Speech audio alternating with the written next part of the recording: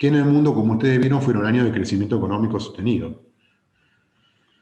Bien, déjenme contarles una cosa interesante, ya que estamos mirando esta fórmula de crecimiento. ¿Qué es esto? Suponete que vos querés preguntarte, y es una pregunta hiper legítima para hacernos sobre el desarrollo de los países, ¿cuánto tiempo le lleva a un país duplicar su ingreso por habitante?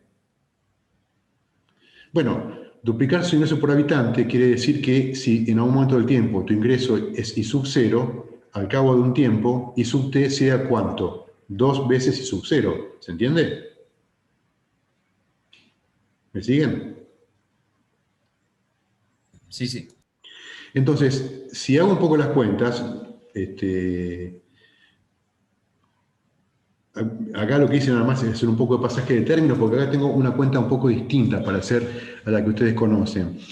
Hace un ratito, todo lo más raro que les pedí hacer fue una raíz extraña, porque no era una raíz cuadrada, sino que era la raíz 133, porque 133 eran los años que estamos analizando, y cuando analicen un periodo de tiempo de 10 años harán la raíz 10, y cuando analicen un periodo de tiempo de 20 años harán la raíz 20, pero eso era lo más raro que había que hacer. El problema es que ahora tengo que hacer algo un poquitito más raro, porque lo que yo quiero averiguar no es la tasa, sino la cantidad de años. Yo lo que estoy preguntándome es cuántos años le toma a un país duplicar su renta, su ingreso.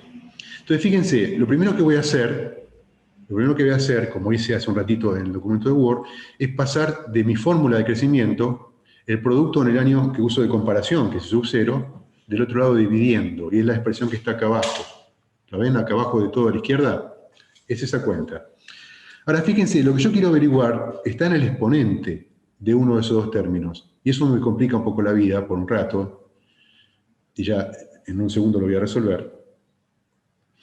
No les pido que se pongan a mirar ningún libro de la escuela secundaria, ni de matemática, ni nada, sino que me crean, si no se acuerdan, o si no lo vieron, que la manera de sacarme ese exponente que me molesta, esa t que está ahí elevando, y que yo la quiero averiguar cuánto vale t, ya no me interesa la tasa de interés, sino que quiero averiguar cuántos años me toma a mí duplicar mi ingreso. La manera de sacarme ese exponente es tomando logaritmos, pero créanme que es así. Si ustedes toman logaritmo es una función que está en una tecla de la calculadora, así que ni siquiera lo van a tener que hacer ustedes, lo va a hacer la calculadora por ustedes. Logaritmo natural quiere decir logaritmo ese que está arriba o abajo de la tecla e a la x en la calculadora, es logaritmo base e, lo va a hacer la calculadora por ustedes. Entonces, cuanto más logaritmo de toda esa expresión primera, te queda que el logaritmo de la izquierda, que es el logaritmo de un cociente, es igual a t por el logaritmo de 1 más r. Entonces ahí puedo despejar t, y me queda que la cantidad de años es igual al logaritmo del producto en el año final dividido el año inicial sobre el logaritmo de 1 más r. Entonces, déjenme mostrarles un par de ejemplos. Para que lo que está en el numerador se duplique, que es lo que yo estoy preguntando. Yo les decía a ustedes, ¿cuántos años toma a un país duplicar su renta, o su ingreso, o su producto? Eso quiere decir que I en T, el producto en T, es igual al doble de I en 0. Entonces me queda en el numerador 2I en 0 dividido I en 0, con lo cual I en 0 e I en 0 los cancelo, los simplifico, y arriba me queda el logaritmo natural de 2. El logaritmo natural de 2. ¿Por qué? Porque cancelé el producto inicial que aparece de arriba y abajo en el numerador. Y abajo me queda el logaritmo natural de 1 más la tasa de crecimiento. Entonces, supongamos que el país A crece a una tasa anual del 1,9%. Acabamos de ver que Canadá crecía, ¿se acuerdan? En ese periodo que analizamos, al 1,9%. 1,9% se escribe en tanto por 1, 0,019. Si ustedes multiplican eso por 100, le va a dar 1,9. Si yo hago la cuenta y reemplazo en la expresión que está acá a la derecha, R por 1 por 0,0, 1,9, me da 37. Eso quiere decir que a Canadá le toma 37 años duplicar su renta. Al lado de Canadá, en la columna que está al lado, yo cometí una torpeza que puse a todos país A, y en realidad debería haber puesto país B, país C, nada más que me olvidé de cambiarle la letra. El país del medio, que debería ser el país B, que crece a una tasa del 1,2%, o sea, del 0,012, es Australia, ¿no? Ustedes vieron recién que Australia crece a esa tasa en ese lapso de tiempo que analizamos.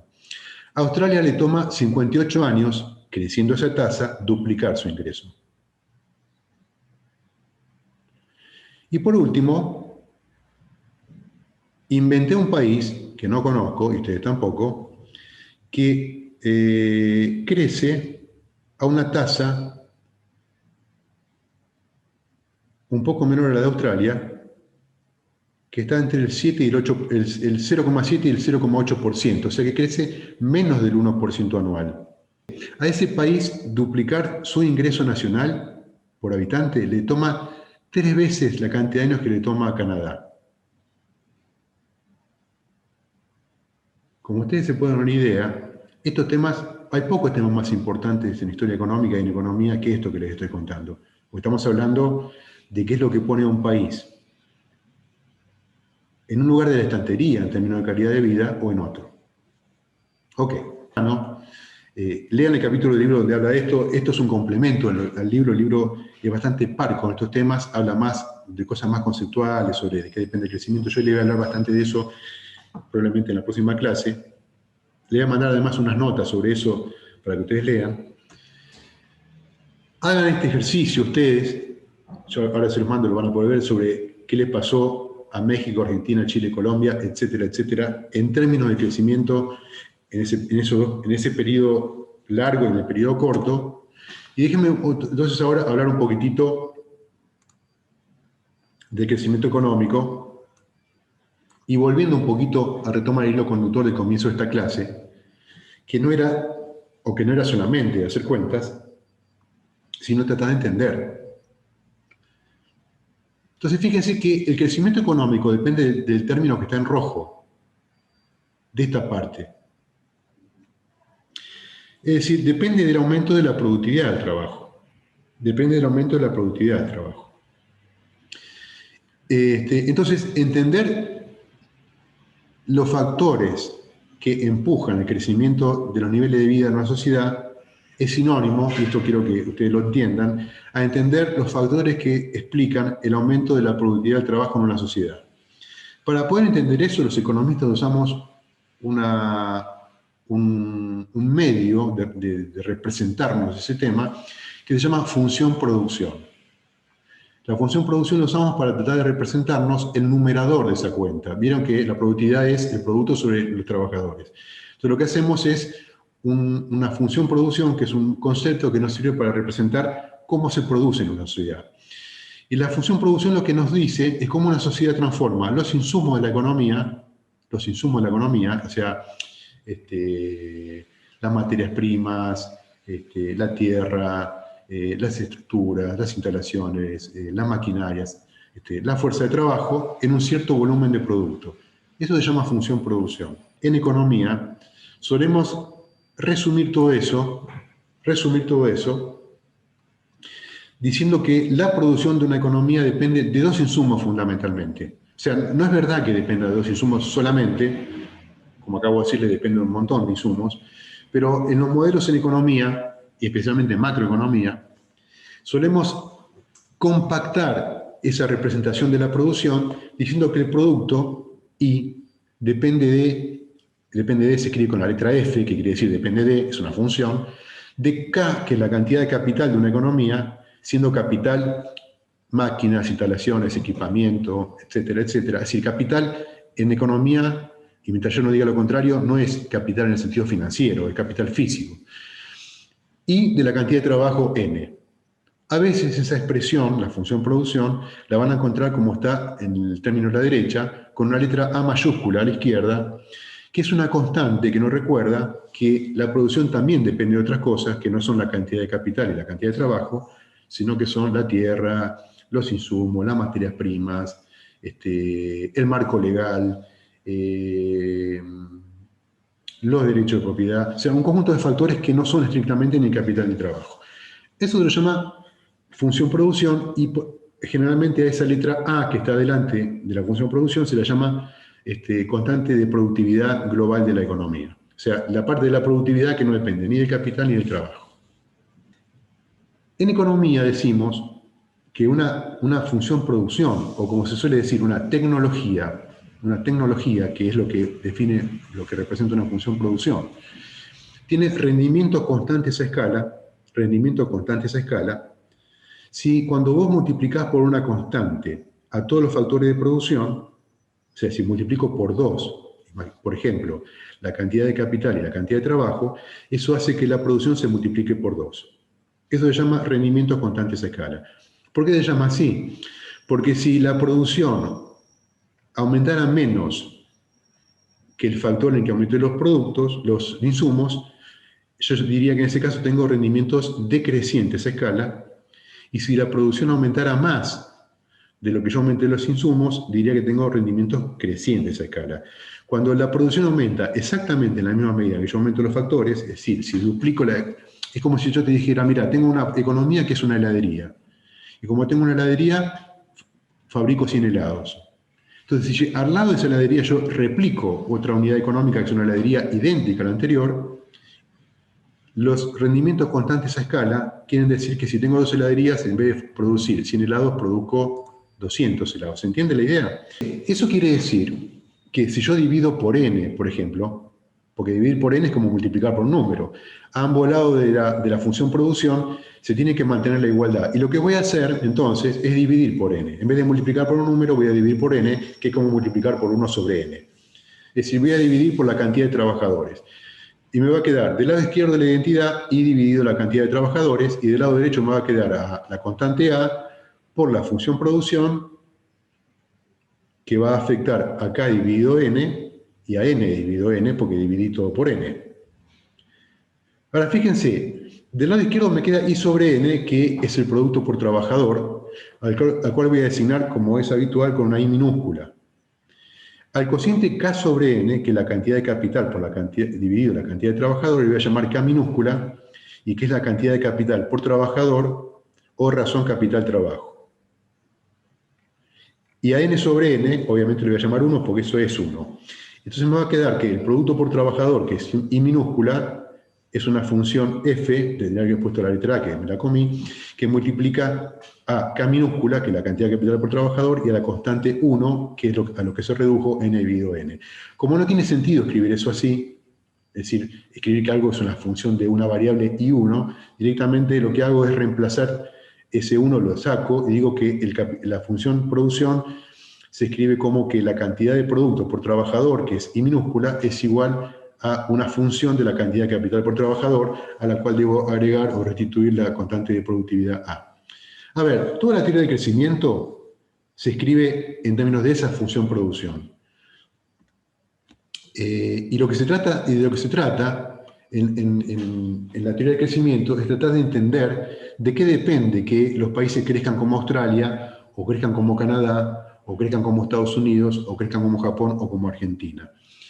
El modelo más conocido de crecimiento, algunas ideas yo le voy a contar en otra clase más adelante, el modelo más conocido es el debido a un gran economista que analizó la relación sistemática que existe entre la cantidad de capital por trabajador, que se saca en minúscula, y el nivel de producción por trabajador, que como ustedes saben es el factor que explica el crecimiento, porque acabamos de ver que el producto por trabajador explica por qué crece la economía cuando ya no le pueden explicar la conducta de la fuerza de trabajo que crece, a la velocidad que crece la población, en el mejor de los casos. En función de un conjunto de parámetros exógenos que son, en general, el ahorro de la economía, el crecimiento de la población, el aumento de la productividad de la economía, que es A, es decir, un conjunto de factores que no están dentro del modelo. Por eso se llama modelo de crecimiento exógeno. ¿Por qué? Porque lo que explica el crecimiento está fuera del modelo. El modelo solo es bueno para explicar la relación entre la cantidad de capital y el crecimiento, pero no es bueno para explicar qué es lo que empuja a la economía a crecer a largo plazo. En los años 80, otro gran economista que fue Paul Romer, trató de redefinir criticando ese modelo de crecimiento, endogeneizando una de las variables del modelo de Solow, como por ejemplo el capital humano, como por ejemplo el papel de la investigación y desarrollo, como por ejemplo el papel de las nuevas ideas en la economía, y aparecieron entonces en los años 80 un conjunto de teorías que llaman teorías endógenas del crecimiento, por las cuales Paul Romer recibió el premio Nobel, y eso hay una especie de estrella o star system de la teoría macroeconómica. Bueno, estos son los dos tipos de lo que les estoy hablando. Ahí yo les puse algunas notas sobre los dos, sobre lo que han aportado a la teoría del crecimiento. Solow básicamente examinó la relación entre el aumento de los niveles de vida de los países y el crecimiento o la acumulación de capital físico, el stock de capital. Y Paul Romer, que es un poco un enfoque bastante más reciente, que no es contradictorio o denegador del anterior, sino que cambia un poco el eje de las cosas y examina aspectos dejados de lado por el enfoque de Solow, se enfoca en la manera en que las sociedades acumulan capital intangible. Eso es conocimiento, capital humano, ideas, marco legal y político, y una cantidad de variables que Solow trataba como variables exógenas. Bueno, para terminar, fíjense, esto es una foto, una gráfica de el producto por habitante de 5 países: Estados Unidos, el Reino Unido, Japón, Brasil, China y Etiopía, entre el año 0 y la actualidad. O sea, a lo largo de 2000 años, por así decirlo. Los datos sobre el producto de los países, los datos recientes, suelen ser datos de contabilidad nacional, los datos sobre tiempos remotos son interpolados, extrapolados o reconstruidos a partir de fuentes de una rama de la historia que se llama cliometría, que se dedica a medir a través de documentos, evidencias históricas, la actividad económica en tiempos remotos. Fíjense que durante un gran lapso de tiempo, por así decirlo, no pasa nada con la economía del mundo. O sea que si uno mira eso, la impresión que uno tiene es que la economía es una cosa que, el crecimiento económico, es una línea vertical que está en un breve lapso de tiempo, al final, muy al final de ese periodo que estamos considerando. O sea que de hecho Etiopía, China, Brasil, Japón, Reino Unido y Estados Unidos no tenían grandes discrepancias en el pasado remoto, o los territorios que hoy ocupan esos países. De hecho, algunos estudios históricos sugieren, por ejemplo, que la renta o el salario medio en Inglaterra en el siglo XV o XVI no era muy distinto del que existía en la antigüedad griega y romana, para que ustedes tengan una idea de los grandes lapsos de la historia donde no hubo o no existió este fenómeno moderno y reciente que llamamos crecimiento económico sostenido. Digo, para que ustedes tengan una dimensión de lo novedoso o lo reciente que es este proceso. Si uno expande esa línea de tiempo, si uno estira el eje, ¿no? Si uno tomara como si fuera las dos puntas de ese dibujo que yo hice acá, y estirar como si fuera un elástico el eje de tiempo, y uno ve entonces este gráfico más familiar. En este caso es el proceso de crecimiento entre 1870 y la actualidad de Estados Unidos, y uno puede ver efectivamente el proceso de crecimiento tal cual ustedes lo conocen y tal cual se los conté hoy. Pero lo que les quiero decir es que en los últimos 150 años o más, el mundo tuvo una explosión de crecimiento económico, que es lo que explica buena parte de, por así decirlo, la manera en que vivimos, los bienes que comandamos, las computadoras que tenemos, los celulares que tenemos, las calculadoras que tenemos, y que es una cosa que solemos dar por sentado o por dado, y que sin embargo, como ustedes acaban de ver, por algo etapa de la humanidad, la economía apenas si tiene que ver con la subsistencia o poco más, en un proceso que cambió dramáticamente en la segunda mitad del siglo XIX, es decir, entre 1848 y 1870, por así decirlo. Yo no voy a invertir